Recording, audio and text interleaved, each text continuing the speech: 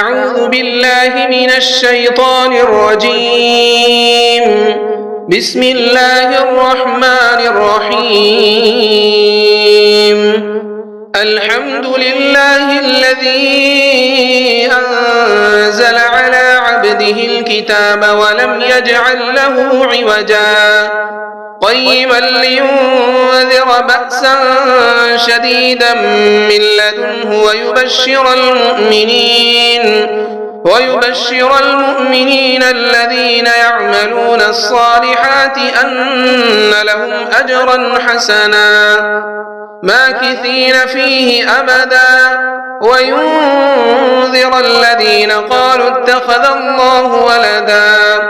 ما لهم به من علم ولا لآبائهم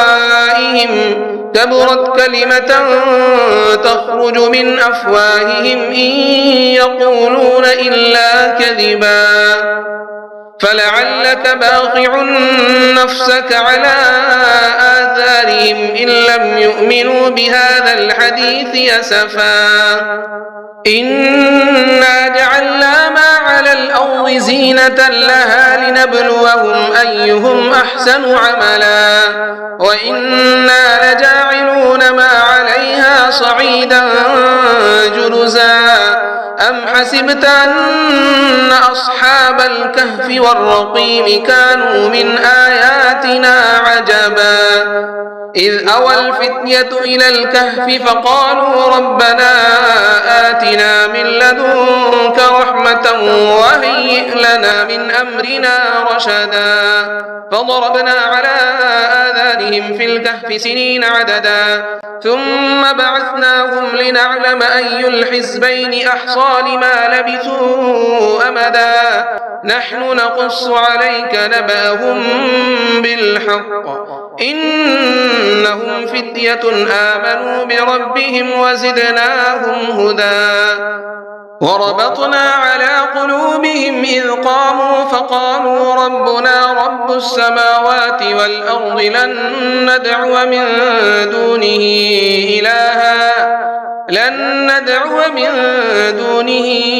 إلها لقد قلنا إذا شططا هؤلاء قومنا اتخذوا من دونه آلهة لولا يأتون عليهم بسلطان بين فمن أظلم ممن افترى على الله كذبا وإذ اعتزلتموهم وما يعبدون إلا الله فأووا إلى الكهف ينشر لكم ربكم من رحمته ويهيئ لكم من أمركم مرفقا وترى الشمس إذا طلعت تزاور عن كهفهم ذات اليمين وإذا غربت تقرضهم ذات الشمال وهم في فجوة منه ذلك من آيات الله من يهد الله فهو المهتد ومن يضلل فلن تجد له وليا مرشدا وتحسبهم أيقاظا وهم رقود ونقلبهم ذات اليمين وذات الشمال وكلبهم باسط وذراعيه بالوصيد لو اطلعت عليهم لوليت منهم فرارا ولملئت منهم رعبا وكذلك بعثناهم ليتساءلوا بينهم قال قائل منهم كم لبثتم قالوا لبثنا يوما أو بعض يوم قالوا ربكم أعلم بما لبثتم فابعثوا أحدكم بورقكم هذه إلى المدينة فلينظر أيها أزكى طعاما فليأتكم برزق منه وليتلطف ولا يشعرن بكم أحدا إنهم إن يظهروا عليكم يرجموكم أو يعيدوكم في ملتهم ولن تفلحوا إذا أبدا وكذلك أعثرنا عليهم ليعلموا أن وعد الله حق وأن الساعة لا ريب فيها إذ يتنازعون بينهم أمرهم فقالوا ابنوا عليهم بنيانا ربهم أعلم بهم قال الذين غلبوا على أمرهم لنتخذن عليهم مسجدا سيقولون ثلاثة رابعهم كلبهم ويقولون خمسة سادسهم كلبهم رجما بالغيب ويقولون سبعة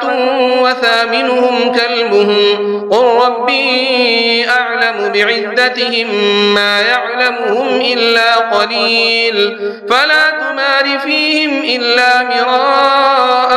ظاهرا ولا تستفت فيهم منهم أحدا ولا تقولن لشيء إني فاعل ذلك غدا إلا أن يشاء الله واذكر ربك إذا نسيت وقل عسى أن يهديني ربي لأقرب من هذا رشدا ولبثوا في كهفهم 300 سنين وازدادوا 9 قل الله أعلم بما لبثوا له غيب السماوات والأرض أبصر به وأسمع ما لهم من دونه من ولي ولا يشرك في حكمه أحدا واتل ما أوحي إليك من كتاب ربك لا مبدل لكلماته ولا تجد من دونه ملتحدا واصبر نفسك مع الذين يدعون ربهم بالغداة والعشي يريدون وجهه ولا تعد عيناك عنهم تريد زينة الحياة الدنيا ولا تطع من أغفلنا قلبه عن ذكرنا واتبع هواه وكان أمره فرطا وقل الحق من ربكم فمن شاء فليؤمن ومن شاء فليكفر إنا أعتدنا للظالمين نارا أحاط بهم سرادقها وإن يستغيثوا يغاثوا بماء كالمهل يشوي الوجوه بئس الشراب وساءت مرتفقا إن الذين آمنوا وعملوا الصالحات إنا لا نضيع أجر من أحسن عملا أولئك لهم جنات عدن تجري من تحتهم الأنهار يحلون فيها من أساور من ذهب ويلبسون ثيابا خضرا من سندس واستبرق متكئين فيها على الأرائك نعم الثواب وحسنت مرتفقا واضرب لهم مثلا الرجلين جعلنا لأحدهما جنتين من أعناب وحففناهما بنخل وجعلنا بينهما زرعا كلتا الجنتين آتت أكلها ولم تظلم منه شيئا وفجرنا خلالهما نهرا وكان له ثمر فقال لصاحبه وهو يحاوره أنا أكثر منك مالا وأعز نفرا ودخل جنته وهو ظالم لنفسه قال ما أظن أن تبيد هذه أبدا وما أظن الساعة قائمة ولئن رددت إلى ربي لأجدن خيرا منها منقلبا قال له صاحبه وهو يحاوره أكفرت بالذي خلقك من تراب خلقك من تراب ثم من نطفة ثم سواك رجلا لكن هو الله ربي ولا أشرك بربي أحدا ولولا إذ دخلت جنتك قلت ما شاء الله لا قوة إلا بالله إن ترني أنا أقل منك مالا وولدا فعسى ربي أن يؤتيني خيرا من جنتك ويرسل عليها حسبانا من السماء فتصبح صعيدا زلقا أو يصبح ماؤها غورا فلن تستطيع له طلبا وأحيط بثمره فأصبح يقلب كفيه على ما أنفق فيها وهي خاوية على عروشها ويقول يا ليتني لم أشرك بربي أحدا ولم تكن له فئة ينصرونه من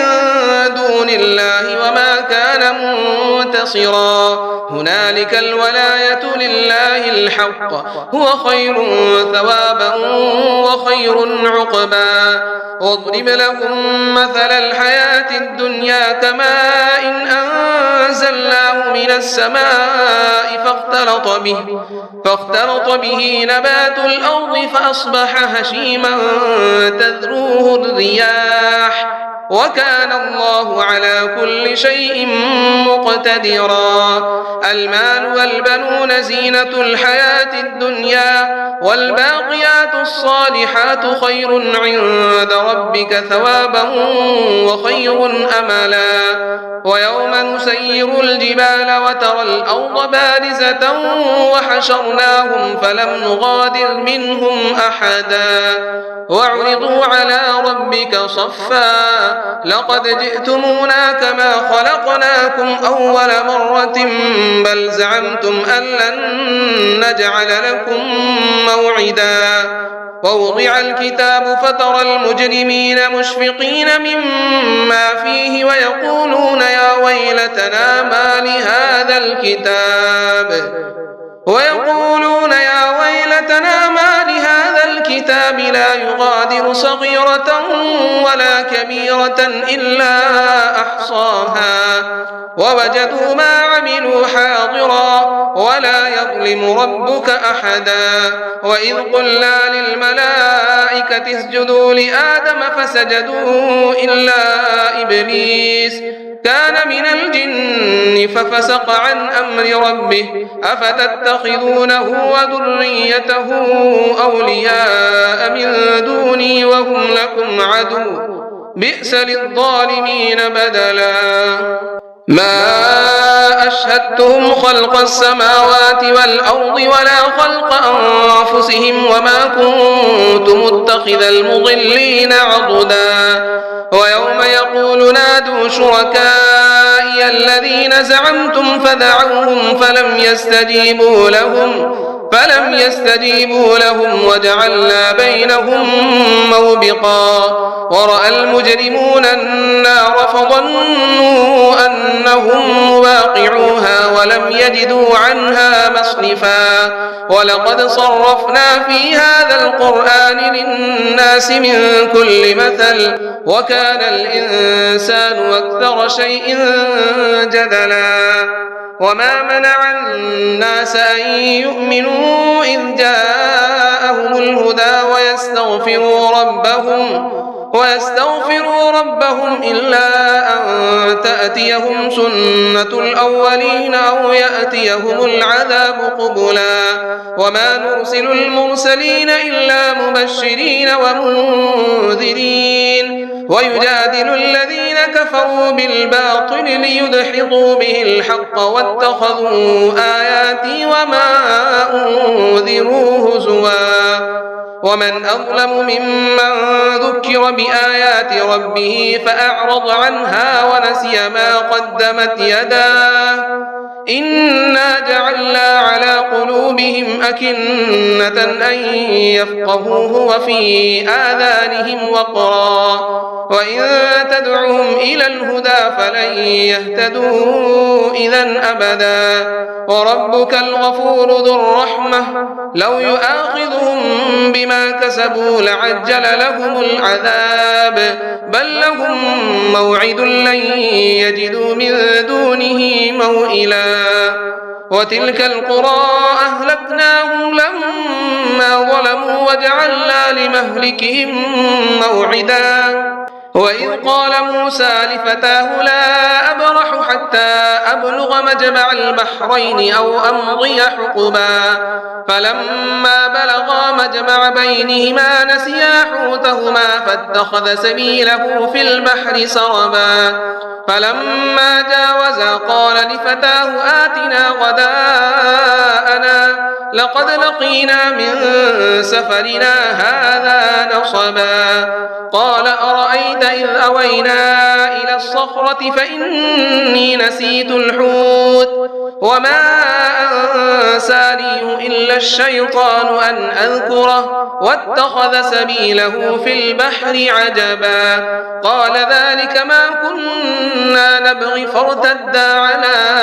آثارهما قصصا فوجدا عبدا من عبادنا آتيناه رحمة من عندنا وعلمناه من لدنا علما قال له موسى هل أتبعك على أن تعلمني مما علمت رشدا قال إنك لن تستطيع معي صبرا وكيف تصبر على ما لم تحط به خبرا قال ستجدني إن شاء الله صابرا ولا أعصي لك أمرا قال فإن اتبعتني فلا تسأل لي عن شيء حتى أحدث لك منه ذكرا فانطلقا حتى إذا ركبا في السفينة خرقها قال أخرقتها لتغرق أهلها لقد جئت شيئا إمرا قال ألم أقل إنك لن تستطيع معي صبرا قال لا تؤاخذني بما نسيت ولا ترهقني من أمري عسرا فانطلقا حتى إذا لقيا غلاما فقتله قال أقتلت نفسا زكية بغير نفس لقد جئت شيئا نكرا قال ألم أقل لك إنك لن تستطيع معي صبرا قال إن سألتك عن شيء بعدها فلا تصاحبني قد بلغت من لدني عذرا فانطلقا حتى إذا أتيا أهل قرية استطعما أهلها فأبوا أن يضيفوهما فوجدا فيها جدارا يريد أن ينقض فأقامه قال لو شئت لاتخذت عليه أجرا قال هذا فراق بيني وبينك سأنبئك بتأويل ما لم تستطع عليه صبرا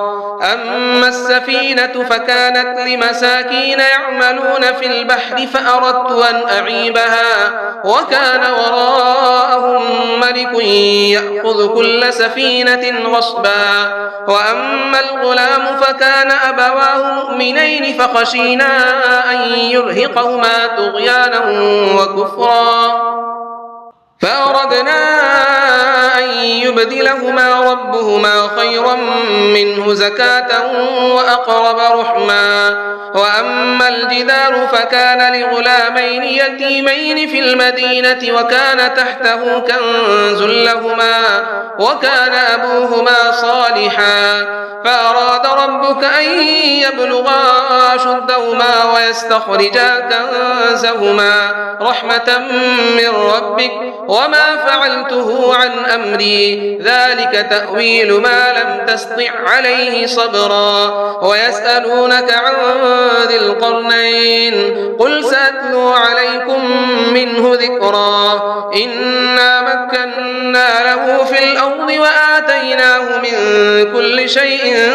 سببا فأتبع سببا حتى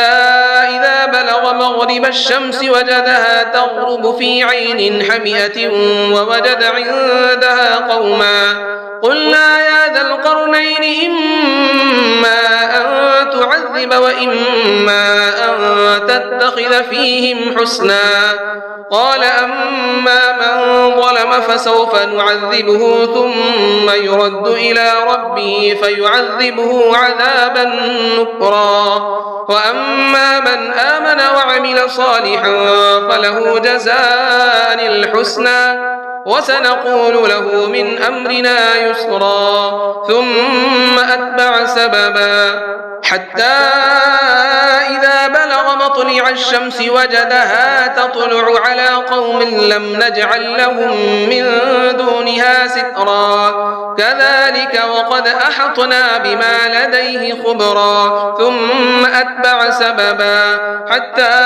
إذا بلغ بين السدين وجد من دونهما قوما لا يكادون يفقهون قولا قالوا يا ذا القرنين إن يأجوج ومأجوج مفسدون في الأرض فهل نجعل لك خرجا على أن تجعل بيننا وبينهم سدا قال ما مكني فيه ربي خير فأعينوني بقوة أجعل بينكم وبينهم ردما آتوني زبر الحديد حتى إذا ساوى بين الصدفين قال انفخوا حتى إذا جعله نارا قال آتوني أفرغ عليه قطرا فما استطاعوا أن يظهروه وما استطاعوا له نقبا قال هذا رحمة من ربي فإذا جاء وعد ربي جعله دكا وكان وعد ربي حقا وتركنا بعضهم يومئذ